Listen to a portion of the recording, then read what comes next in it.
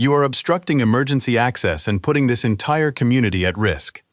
Brenda Caldwell said it from the center of the HOA board table, with more than 90 residents watching. I stood in the aisle holding my deed, the county survey, and 3 months of gate access logs. This road is not part of your community, I said, and you have no legal right to my gate code. Jason Caldwell stood beside the exit, wearing a black shirt marked HOA Security. He was Brenda's 28-year-old son, a competitive kickboxer with a black belt and a habit of confusing intimidation with authority. Brenda pointed toward me. "Remove him." Jason grabbed my shoulder. "Take your hand off me." He tightened his grip. "Don't make this difficult, old man. I'm giving you one warning." A board member whispered that the cameras were recording. Brenda leaned toward the microphone. "Good. Make him resist." Jason shoved me. Then he tried to twist my arm behind my back. I turned out of the grip. He swung at my head. I stepped aside, controlled his wrist, and guided him face down beside the board table. I did not punch him. I did not choke him. I released him the moment he stopped fighting. Brenda called 911 and screamed that I had assaulted her son.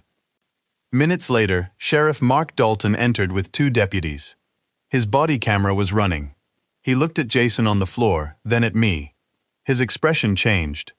"Commander Lawson?" The entire room went silent. Brenda thought my military identity was the biggest surprise of the night. It wasn't. The meeting cameras had recorded her order clearly. Make him resist. And the documents in my hands were about to reveal why she needed control of my private road. 3 months earlier, I returned to the house my father had built at the end of Lawson Road. The property sat behind Cedar Glen Estates, but it was never part of the HOA. My father owned the house, the steel gate, and the narrow private road connecting the property to the county highway. He had built the road when the surrounding land was still farmland. I grew up helping him clear brush, repair drainage ditches, and replace gravel after heavy storms. After I joined the Navy, I spent most of my adult life away. My father never complained. He sent short letters instead. "The gate hinge needs work. The north ditch flooded again. The neighbors keep asking about the road." When he died from a heart attack at 81, I came home to settle the estate. Inside his workshop, I found a maintenance journal containing 40 years of dates, repairs, and trespass incidents. A box beside it held old survey maps and photographs of us installing the first gate. On the final page of the journal, he had written, "A gate means nothing if someone else decides who gets the key." I decided to stay. The original mechanical gate was worn, so I replaced it with a steel biometric system. There was no standard access code. Residents could not copy a key or pass a number to contractors. The gate opened through registered fingerprints, my secure phone, or a verified emergency override controlled directly with the fire department. I also installed cameras and electronic access logs. The system protected the property without preventing genuine emergency response. 3 days after the installation, Brenda Caldwell arrived with the HOA property manager. She did not introduce herself as a neighbor. She introduced herself as the president. Then she demanded permanent access to the gate. That was the moment I learned she considered my father's road unfinished HOA business. Brenda stood outside the new gate holding a clipboard. Beside her was Martin Wells, the HOA property manager. "We need the access code," she said. "There is no general code." "Then provide an override." "The fire department already has an emergency protocol. The HOA needs independent access." "For what?" "Maintenance, inspections, emergency response, and community safety. This is not HOA property." Brenda smiled as if I had misunderstood something simple. "The road connects to our neighborhood. It connects my house to the county road. Our service vehicles have historically used it." "No, they haven't. My records say otherwise. Show me the easement." She looked toward Martin. He opened a folder but did not produce a deed, map, or recorded agreement. Brenda changed tactics. Community safety overrides personal preference. Ownership is not a personal preference. Her smile disappeared. She warned that refusing access could expose me to liability if an emergency vehicle were delayed. I explained that the fire department had inspected the gate. Emergency dispatch could contact me directly, and the verified override could be activated within seconds. The HOA had no operational role. Brenda called that arrangement unacceptable. What happens if you are unavailable? The sheriff and fire chief have the emergency procedure, and the board does not. Correct. She stared at the biometric reader. You're creating unnecessary conflict. No, I'm controlling access to private property. She left without another word. That evening, the gate camera sent an alert. Brenda had returned alone. She tried 6 different number combinations on the service panel, even though I had told her there was no code. Then she pulled at the gate and photographed the hinges. Before leaving, she made a phone call. The camera microphone recorded one sentence. He won't cooperate voluntarily. The next morning, the first HOA violation notice appeared in my mailbox. It claimed the gate had been installed without architectural approval. The problem was simple. My property was not inside the HOA. Brenda knew that. The violation was not about authority. It was about pressure. The first notice accused me of installing an unapproved gate. The second claimed my security cameras violated neighborhood privacy. The third called the private property sign a visual nuisance. The fourth described my old pickup as visual blight. Then the language became more serious. My gate supposedly obstructed emergency access. My refusal to provide a code was labeled hostile behavior. The private road was suddenly described as a common access route. I reviewed the county plat map and every version of the Cedar Glen bylaws. The records were clear. My house was excluded from the HOA boundary. The road was listed as privately owned. No recorded easement granted the HOA access. The cameras faced only my gate and roadway. I responded to every notice by certified mail.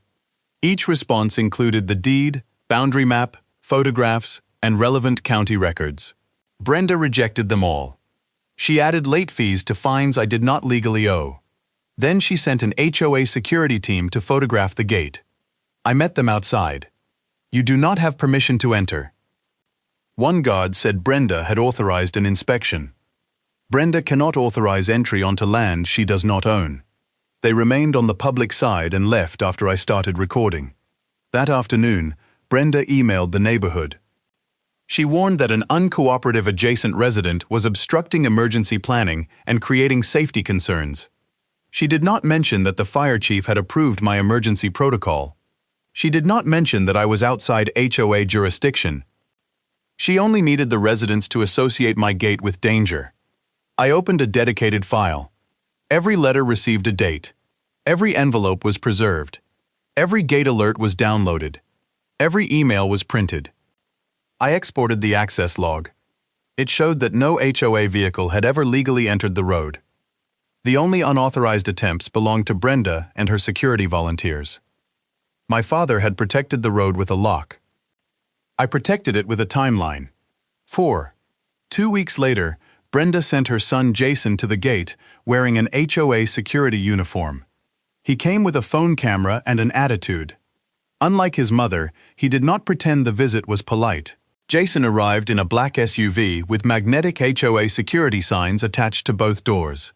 He parked outside the gate and pressed the intercom repeatedly. When I walked down the road, he was filming. "I'm conducting an emergency access inspection," he said. Under whose authority? The HOA board. The board has no authority here. He aimed the phone at my face. "Why are you refusing to cooperate?" "Because this is private property." He pointed to the biometric reader. "Open the gate." "No. My mother runs this community. She doesn't run my property." His expression hardened. Jason was taller than me and nearly 30 years younger. He had competed in kickboxing and grappling tournaments and enjoyed displaying his black belt on social media. He stepped closer to the gate. "People are saying you're paranoid." People who attempt to enter private land often say that. He reached through the bars and pushed a plastic wedge near the closing sensor. The gate alarm sounded. "Remove that. I'm checking the safety mechanism." You're interfering with private equipment. Jason looked into his phone. You hear that? He's threatening HOA security. I'm telling you to stop trespassing.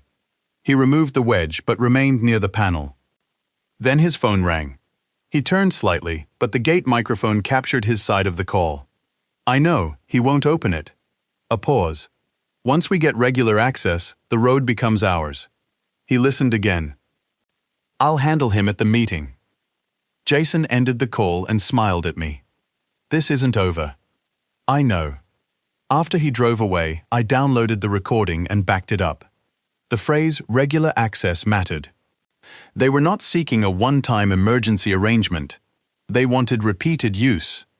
If HOA vehicles began using the road, Brenda could later claim a historic access pattern existed. That afternoon, I searched the county planning records. What I found explained why Brenda was willing to fabricate violations, misuse security, and send her son to intimidate me. A major housing development had been planned behind Cedar Glen, and its proposed second entrance ran directly through my gate. The project was called Cedar Glen North.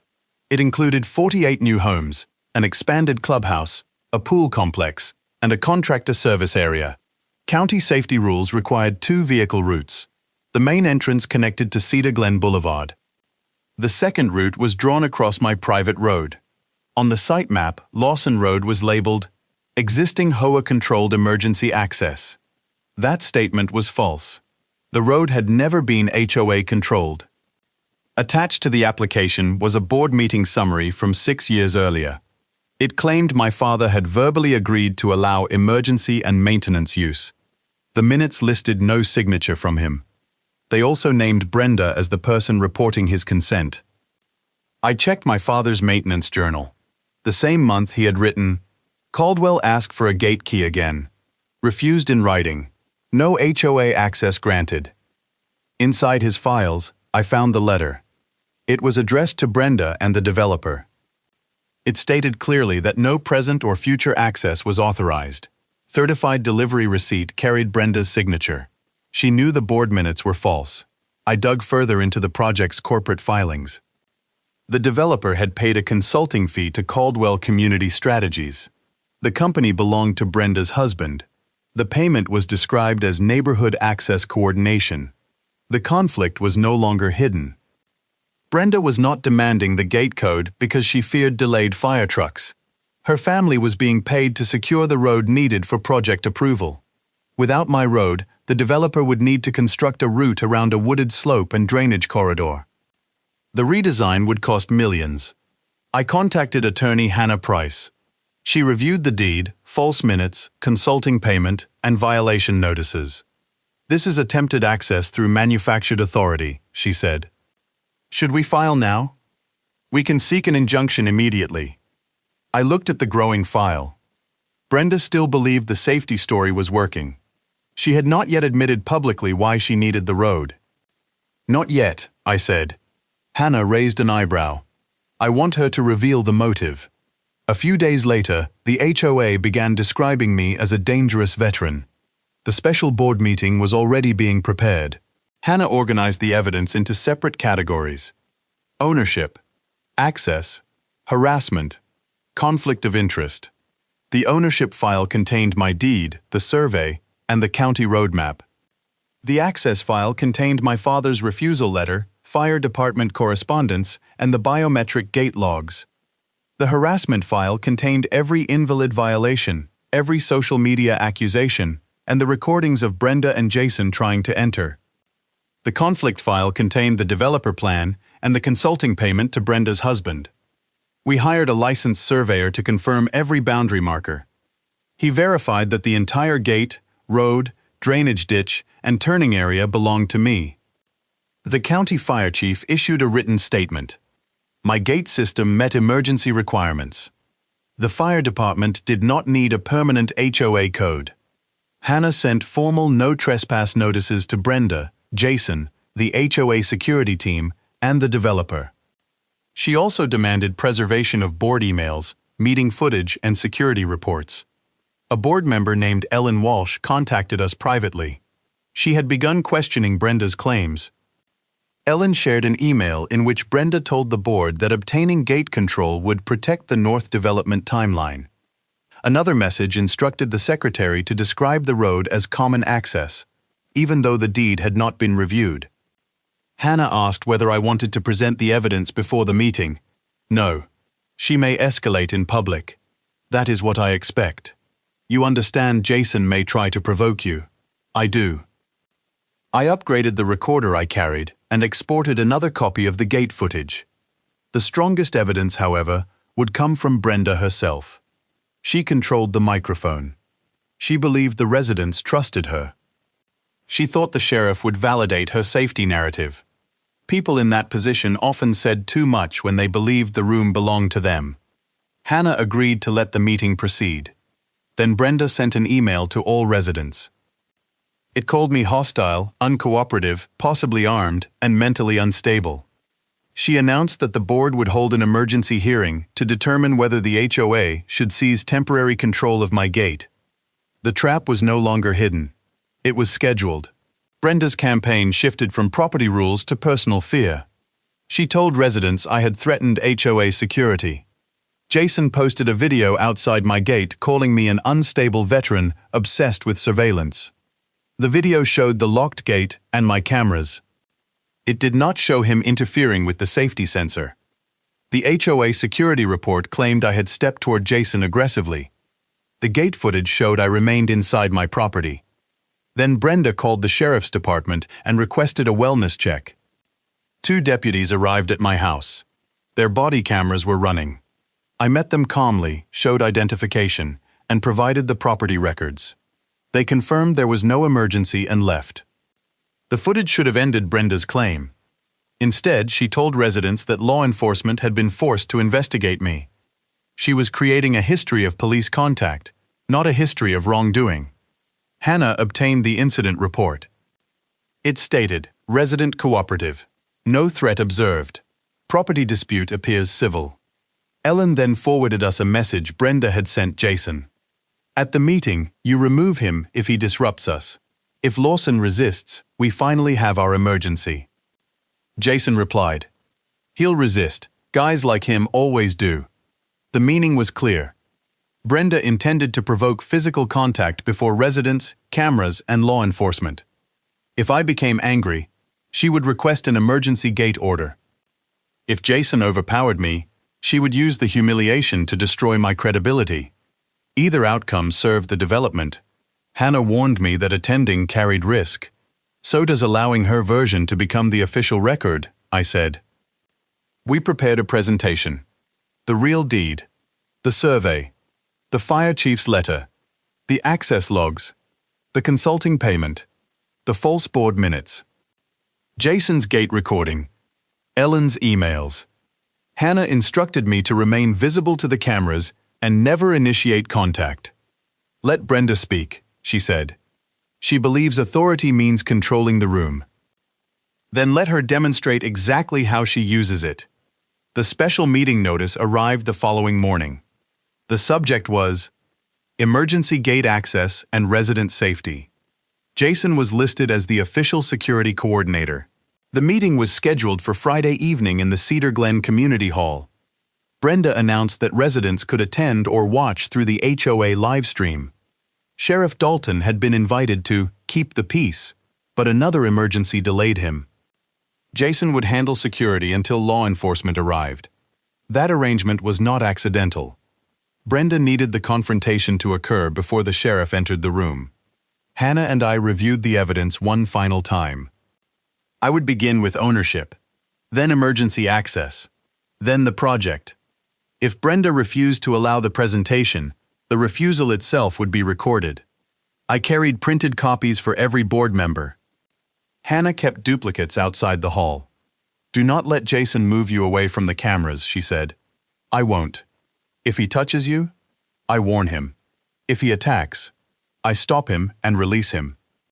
The answer came from experience, not bravado. My years in naval special warfare had taught me that uncontrolled force complicated every mission. The objective was not to punish Jason. It was to prevent injury and preserve the truth.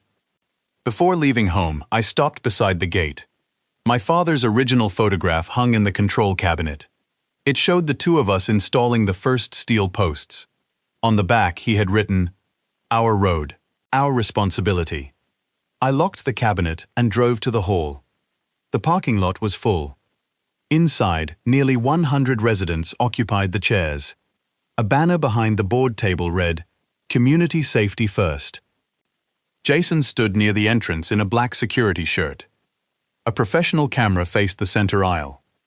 Brenda sat behind the microphone with a thick binder in front of her. When I entered, conversations softened. Jason smiled. "You actually came. I was invited. Don't cause trouble. That depends on whether you consider documents trouble." He leaned closer. "My mother runs this meeting." I looked toward the cameras. Not once it becomes evidence. The board secretary called the room to order. Brenda opened her binder and began telling the neighborhood why I was dangerous. Brenda spoke for 15 minutes before allowing anyone else to respond. She described me as hostile, secretive, and unwilling to cooperate with emergency planning. She claimed my gate endangered residents, delivery drivers, maintenance crews, and first responders. Then she displayed a photograph of my pickup beside the gate. "This is not about ownership," she said. "It is about safety." I stood. You cannot separate safety from ownership when you're demanding control of private property. Brenda frowned. "You will have an opportunity to speak. You've spent 15 minutes making accusations." She reluctantly gave me the microphone. I placed the fire chief's letter on the projector. It confirmed that my gate system met emergency requirements. The department had direct verified access. No permanent HOA code was needed. Brenda called the letter incomplete. I displayed the access logs. They showed 0 legitimate HOA entries. The only unauthorized attempts belonged to Brenda and Jason. Jason shifted near the door. Then I played the video of Brenda trying multiple combinations on the gate panel. Residents began whispering. "She was evaluating the system," Jason said. "She was attempting access after being refused." Brenda struck the table. "This meeting is not a trial." "No, a trial has stricter rules." Several residents laughed. That irritated her. I displayed the development map. The new homes, clubhouse expansion, and proposed second route appeared on the screen. A red line crossed my gate and followed my road. "This is why the HOA wants access." Brenda stood. "That project is unrelated. The permit calls my road HOA controlled. It is an emergency access designation, based on false meeting minutes." I projected my father's refusal letter beside the minutes, claiming he had agreed. The room became louder. A resident asked whether Brenda's husband had received money from the developer. Before I could show the payment record, Brenda cut my microphone. "You are disrupting the meeting." "I am correcting the record." She looked toward Jason. "Remove him." Jason walked toward me. The cameras remained fixed on the aisle. Brenda believed the decisive moment had arrived. So did I. Jason stopped beside me. "You need to leave. I will leave after these documents are entered into the minutes. The president ordered you out. The president does not own the hall or my road." He grabbed my shoulder. "Take your hand off me. Start walking. I'm giving you one warning." Ellen Walsh leaned toward the board microphone. "Jason, the cameras are recording." Brenda answered before he could. "Good, make him resist." The sentence carried through the hall. Jason tightened his grip and tried to turn me toward the door. I rotated my shoulder out of the hold. He shoved me with both hands. I stepped back. "Stop." He attempted to seize my wrist and force my arm behind me. I broke the grip without striking him. The audience began shouting. Jason's face reddened. He had expected compliance or panic. Instead, he felt embarrassed in front of the community. He swung toward my head. I moved outside the punch and controlled his wrist. He tried to drive into me. I lowered my balance, redirected his momentum, and guided him toward the floor. He landed beside the board table. I controlled his wrist and shoulder while keeping pressure away from his neck. He struggled. "Stop resisting. Get off me. When you stop, Brenda shouted for someone to call 911. Jason tried to turn again. I adjusted the angle slightly. He froze. "I'm done," he said. I released him immediately and stepped away with open hands. He was not injured. His shirt was wrinkled and his pride was damaged, but nothing was broken. The banner behind him read, "Community Safety First." Brenda grabbed the microphone. "This man assaulted HOA security." "No," Ellen said. "Jason attacked him." Brenda ignored her and called the sheriff directly. She demanded my arrest. The hall doors opened minutes later.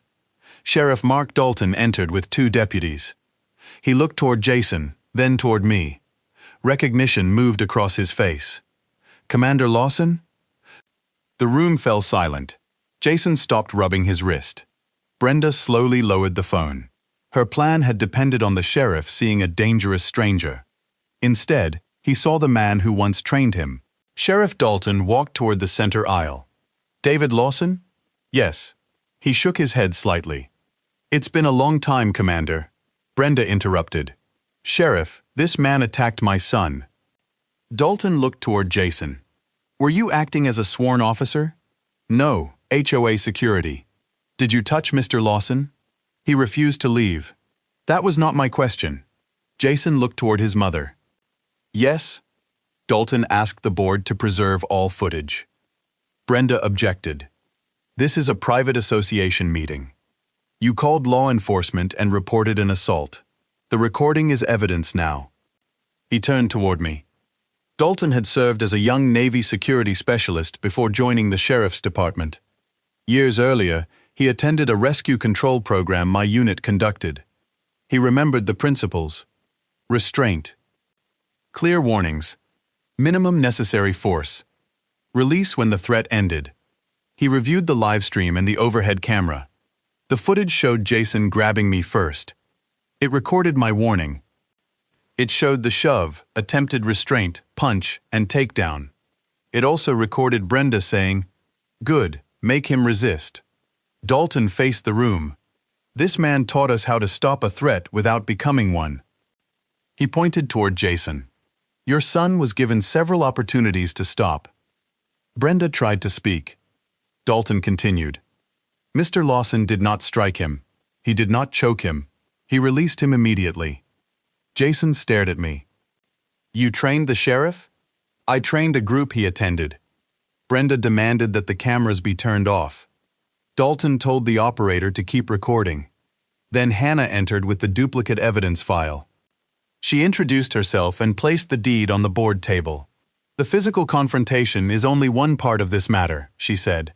"The HOA arranged this meeting to create justification for seizing temporary control of Mr. Lawson's road." Dalton looked toward Brenda. Her confidence began to disappear. The sheriff's recognition explained why I controlled Jason so easily. But the documents explained why Jason had been ordered to attack me. That was the revelation Brenda could not survive. Hannah projected the deed first. It showed that Lawson Road, the gate, and the surrounding land belonged entirely to me. The license survey confirmed every boundary. Next came the fire chief's letter. There was no emergency access deficiency. The HOA did not need a permanent code. Then Hannah displayed my father's refusal letter. It contradicted the old board minutes claiming he had consented. Brenda called the letter outdated. Hannah showed the certified receipt bearing Brenda's signature. "You received this yourself." The room grew quiet. The development map appeared next. Without Lawson Road, Cedar Glen North lacked the second route required for permit approval. Then came the financial record. The developer had paid Brenda's husband's company for neighborhood access coordination. One board member whispered, "You never disclosed that." Brenda said the payment was unrelated. Hannah displayed an email from Brenda to the developer. Temporary HOA gate control should establish the access pattern needed before final review. Another message instructed Jason. "Remove Lawson at the meeting. If he resists, we finally have our emergency." Finally, the video replayed Brenda's public order. "Good. Make him resist." Hannah faced the board. "You were not protecting the community." She looked directly at Brenda. "You were manufacturing access for a private development. Residents began demanding answers. Several homeowners revealed that Brenda had also pressured them over fences, utility strips, and contractor routes. Jason sat near the wall, staring at the messages his mother had sent. He finally understood that he had not been protecting community safety. He had been used to create a violent incident for a permit application. Sheriff Dalton requested Brenda's phone and Jason's communications. The county planning office was contacted from the hall. An inspector confirmed that the project's access certification would be suspended immediately. The board secretary called for an emergency motion. The vote concerned Brenda's removal as HOA president. She tried to adjourn the meeting. The residents refused. For 7 years, Brenda had controlled the microphone. Now her own words were still glowing on the screen behind her. Make him resist. The removal vote passed by an overwhelming majority. Brenda was stripped of the presidency before the meeting ended. 3 board members resigned, after admitting they had approved documents without reviewing the deed. The county suspended the Cedar Glen North permit. Without my road, the developer lacked the required second emergency route. The alternate design would require a bridge, drainage work, and a longer road through difficult terrain. The estimated additional cost exceeded $3 million. The developer terminated its contract with Brenda's husband's consulting company. Sheriff Dalton preserved the meeting footage, gate recordings, emails, and text messages. Jason was cited for assault and attempted unlawful restraint. Because he cooperated and had no serious criminal history, prosecutors later offered a reduced agreement involving probation, community service, and anger management classes. Brenda faced a broader investigation. Possible violations included filing false HOA records, conspiracy to create an incident, misuse of association funds, and undisclosed financial conflicts. The HOA's insurance attorney ordered the board to stop all attempts to access my property. My fines were canceled. The association reimbursed my legal expenses as part of a settlement. Several residents reopened complaints Brenda had previously dismissed. One involved a widow fined over a delivery lane.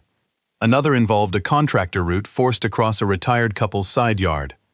Her gate campaign was not the only time she had confused community authority with private opportunity. After the evidence was released to residents, Brenda left the neighborhood. Her house went on the market. The black HOA security signs disappeared from Jason's SUV. The project map was removed from the clubhouse wall. At the next board meeting, the screen displayed a different statement. Lawson Road is private property. No HOA easement exists. For years, Brenda had repeated the opposite until residents stopped asking for proof. One deed, one complete recording, and one financial trail ended the illusion. She believed the gate code was the source of power. It wasn't. The power came from deciding who could cross the boundary. And that decision had never belonged to her. The new HOA board adopted strict conflict of interest rules. Board members had to disclose relationships with developers, contractors, and property companies. No security volunteer could use physical force except to prevent an immediate threat. Private property claims required independent legal review. Meeting recordings had to be preserved without editing. Most importantly, the HOA formally acknowledged that Lawson Road was not community property. I did not give the board a gate code.